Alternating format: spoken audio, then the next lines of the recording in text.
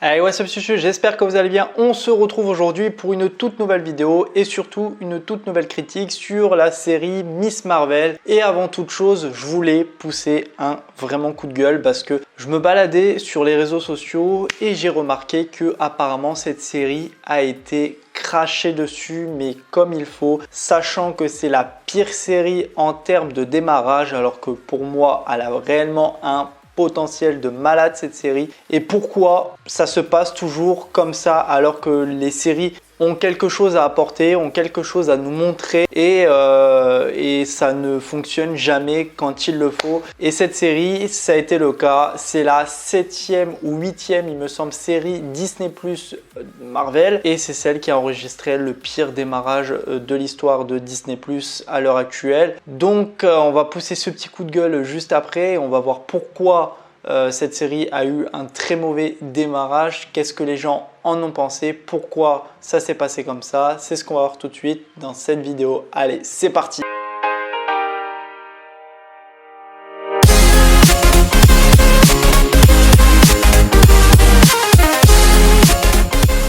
Donc déjà pour commencer, le premier épisode a enregistré en 5 jours 750 000 visionnages, ce qui est extrêmement peu. Ça a été enregistré sur les États-Unis, donc le pays de lancement pour Disney+. Et c'est vrai que 750 000, c'est clairement que dalle, surtout en 5 jours. On se rappelle que la série qui avait enregistré à l'époque le pire enregistrement, c'était Hawkeye. Pour moi, Hawkeye était aussi une série qui avait du potentiel. C'était pas non plus la meilleure des séries, mais elle était introduite pour faire passer le temps, entre guillemets.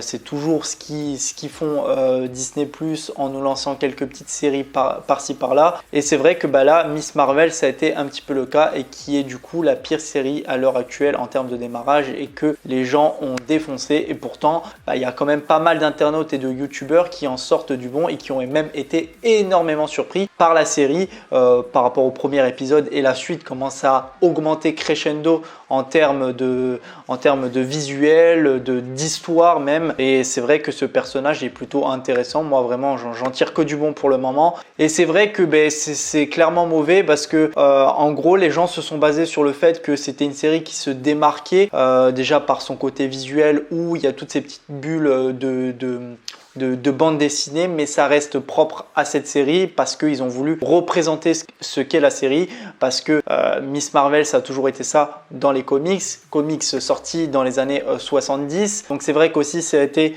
un personnage que personne connaît ou même très peu, et c'est vrai que pour ma part, moi, tout ce qui est peu connu, ça m'intéresse, c'est ma curiosité qui sort, et pour moi, je suis quand même très hypé par le fait qu'il y a un nouveau héros qu'on ne connaît absolument pas et qui sort du lot.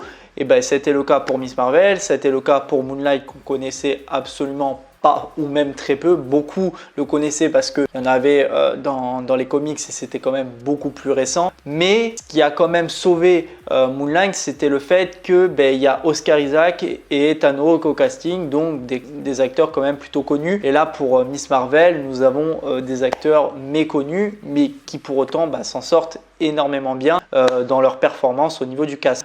Même l'actrice Iman Vellani a été même très contente d'avoir joué là-dedans, et elle remercie tous les fans qui l'ont soutenue pour ce projet. Et pour ma part, moi je la trouve vraiment impressionnante dans son rôle. Elle a quand même moins d'une vingtaine d'années il me semble, et elle a vraiment un très beau potentiel dans cette série, et moi je trouve qu'elle s'en sort plutôt bien. Donc voilà, pour parler entre autres de ça, donc c'est quand même assez dommage qu'une série comme Miss Marvel, qui aurait pu avoir un meilleur démarrage et peut-être avoir quelque chose un peu plus intéressant à apporter pour les personnes qui s'y seraient peut-être plus approchées, ça n'a pas été le cas. Moi en tout cas, j'adore cette série.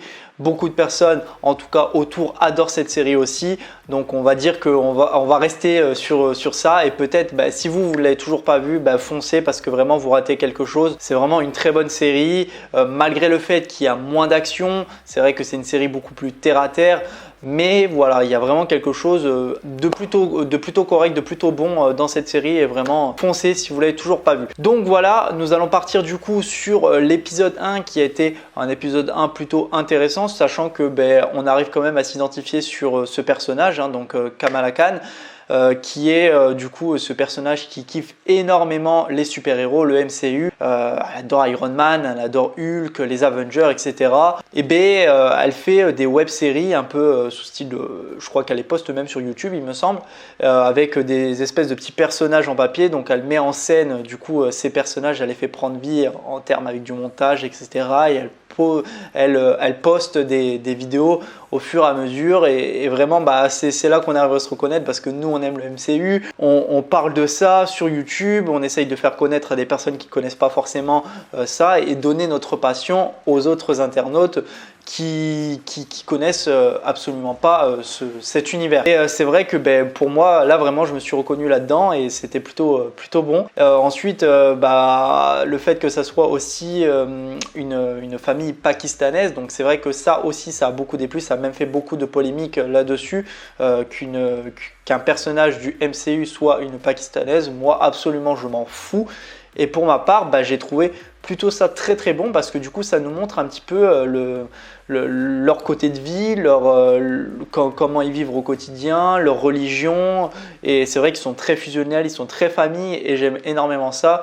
Voilà, c'est chacun compte sur les uns sur les autres et ça j'adore énormément. Et c'est vrai que dans ce premier épisode on a eu ça. On a eu aussi le fait qu'il y a eu du coup ce bracelet plutôt magique où on va apprendre un petit peu plus par la suite dans l'épisode 2 et l'épisode 3 qui est pour ma part l'épisode 3 le meilleur épisode pour le moment. C'est vrai que du coup je suis quand même plutôt intéressé là sur ce premier épisode qui a été quand même intéressant. Moi j'ai grave kiffé, sachant qu'en plus on a eu la scène de post-générique avec les damage control là qui cherchent absolument du coup Kamala Khan, qui est du coup recherché par le fait qu'il y a eu une vidéo où on la voit avec ses super pouvoirs et eux ils traquent un petit peu les super-héros entre guillemets. On a eu aussi le personnage que je trouve extrêmement bien, Bruno, donc c'est un peu le meilleur ami de Kamala Khan. Ils sont vraiment un petit peu opposés mais ils sont vraiment meilleurs amis et j'aime énormément ça, je les trouve vraiment plutôt cool. Donc nous avons eu du coup le personnage de Kamran qui est vraiment le BG de toute la street, on va dire entre guillemets. Ce personnage il est entre autres méchant mais entre autres gentil, donc on ne sait pas trop un peu qui il est réellement. Mais voilà, après sur ce deuxième épisode elle découvre un petit peu ses pouvoirs, elle essaye de les maîtriser grâce à Bruno. Bruno qui est toujours là, fusionnel avec elle et vraiment j'ai bien aimé ça. Elle se pose toujours des questions, donc d'où vient ce bracelet, mais on sait que la famille reste un petit peu dans le mystère, on sait qu'ils savent des choses mais ils n'ont pas forcément envie de se prononcer, donc cet épisode 2 était un petit peu comme ça. Le frère de Kamala Khan qui veut du coup se marier, donc dans cet épisode 3 nous allons avoir un mariage vraiment digne de ce nom que je trouve vraiment sublime. C'est pour ça que j'ai vraiment kiffé cet épisode parce que voilà, on avait ce mariage qui était plutôt intéressant, vraiment très très bon, vraiment avec leur culture, le nombre de personnes qu'il y a qui est vraiment impressionnant, leur musique, leur ambiance et tout. Vraiment, c'était plutôt cool et moi je pensais que ça allait être un mariage qui allait se passer vraiment tranquille parce que je pensais que ça allait du coup respecter la religion pour cet épisode. Absolument pas, c'est un carnage total, évacuation du lieu, voilà, en plus sous le thème de la musique de Bon Jovi, que vraiment je suis hyper content parce que Bon Jovi c'est vraiment un chanteur que je kiffe énormément, ce groupe est vraiment gigantesque et c'est vrai que comme eux ils sont du New Jersey et que Bon Jovi est du New Jersey, ils ont introduit cette musique en plus en scène épique avec du coup ces fameux combats où elle se bat avec, alors je sais plus leur nom là, le groupe là qu'on apprend du coup dans cet épisode 3 qui nous raconte un petit peu l'histoire par rapport au bracelet, qui d'ailleurs tease énormément de choses et ça confirme potentiellement ce qu'il pourrait y avoir, c'est-à-dire qu'il pourrait y avoir une connexion liée entre les Gardiens de la Galaxie et Shang-Chi, parce qu'on voit du coup je sais plus du tout comment il s'appelle, mais ces personnes qui sont autour dans ce lieu là, une espèce de grotte avec les différents anneaux, donc les 10 anneaux de Shang-Chi. Donc voilà, peut-être qu'il y aura une connexion, donc ça confirme un petit peu les théories par rapport à ça. Mais c'est vrai que ouais, cet épisode était vraiment grandiose et j'ai vraiment apprécié et je ne me suis pas assoupi dans celui-ci et vraiment c'était vraiment extrêmement bon.